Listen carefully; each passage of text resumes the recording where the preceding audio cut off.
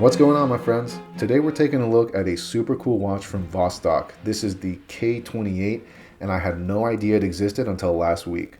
There are very few videos on it, which I think is criminal because this is the coolest Vostok I've seen in a while.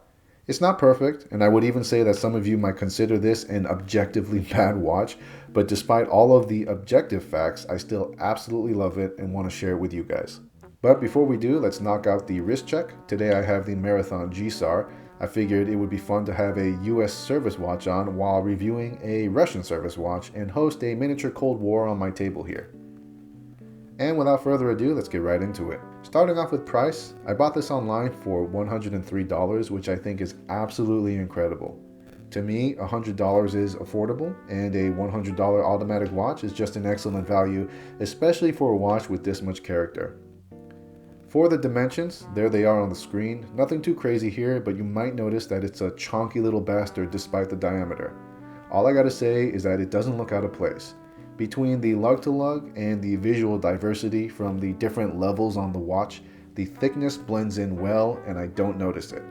It wears comfortably on the wrist, and this might be the first OEM strap I've ever received that fits my obese wrists. Going over the general info, we've got a steel case construction here. At the top, there is a bi-directional non-ratcheting bezel, an acrylic crystal, lume on the hands and chapter ring, the infamous Vostok screw-down crown, and a caseback plate with the ingenious Vostok retention ring. All of this gives us 200 meters of water resistance, and that paired with the workhorse 2416 movement gives us a true beater watch that can handle even the roughest day at the office. Here is the Lumeshot, which is not so great.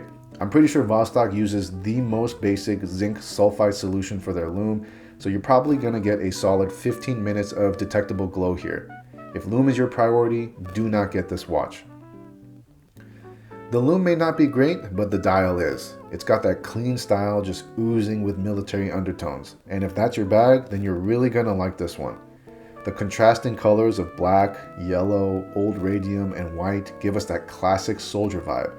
And the graphite-esque dial really plays into that rugged spirit. I think the Komandirskie text under 12 o'clock adds some great personality to the face, and I don't find the date window in the way at all. I like how it's tucked away neatly where the 3 would normally be. All in all, it's a professional looking dial and I like it. If you've owned Vostoks before, then it's no surprise that the bezel is trash. If you've never owned a Vostok before, then let me warn you that the bezel is trash. Personally, I find no use for a non-ratcheting, frictionless timing bezel.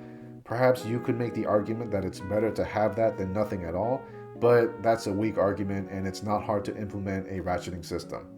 In its defense, at least it's a solidly constructed bezel and it looks good. The edge texturing adds to the visual appeal of the case, and the black markers fit with the overall theme. Now moving on to the crown, you're either gonna love or hate the Vostok crown. I think as long as you're mentally prepared for it, then it's more palatable. The crown is designed in a way where the head is separate from the stem, which supposedly makes it more durable and resistant to breaking. I appreciate the sentiment, but in actual practice, it makes operating the crown more inconvenient and less satisfying.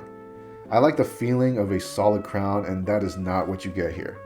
The benefit of the system is that screwing it back is a breeze, and there really is no risk of putting any stress on the crown stem.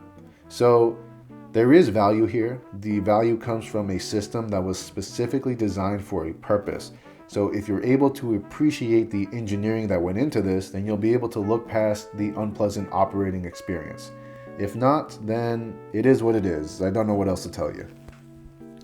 For the caseback, I love everything about it, and honestly, I can say I wish every other brand utilized this caseback system.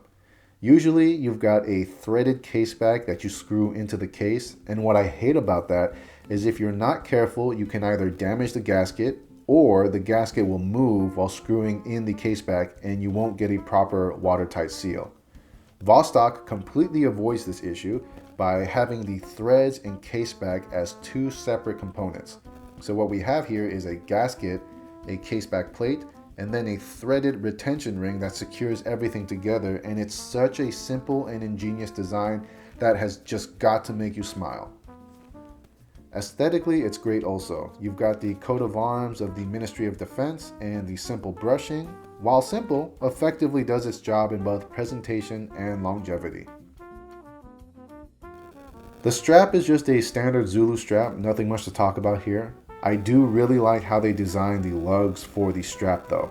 If you can see, the inside of the lugs are angled in a way that make it really easy to feed the strap through, which also aids in the wrist wearing experience. Another thing related to the strap is the lug bar. There are no spring bars here. Instead, we have a bar held in place by a screw, greatly increasing the watch's toughness. For all intents and purposes, this is a fixed strap watch with the benefit of being able to put on bracelets. For the case finishing, what we have here is a non-reflective bead blasted case, so it is an ideal finishing for a tactical military watch. It looks great and doesn't try to make the watch anything other than a tool watch ready to be abused, and I think that's just a beautiful thing. With all that being said, my overall experience with this watch has been positive. I understand that it's not going to be for everyone. Vostok, kind of like Invicta, has a cult following of fans whose unwavering loyalty is admirable, but also its own share of haters because of whatever reason. I think this watch has a place somewhere in the middle for the middle ground enthusiasts. I think whatever weaknesses it may have is more than made up for in cost, brand history, and charm. Personally, I don't find any of its quirks as weaknesses and think that it adds much value to my collection, so interpret that for however you will. Other than that, that's all I have to say. I hope I was able to introduce you to a new watch, or at least show some more details you hadn't seen before. Thank you so much for sticking around this long. If you can, please like and subscribe, and I will catch you guys in the next episode. Bye.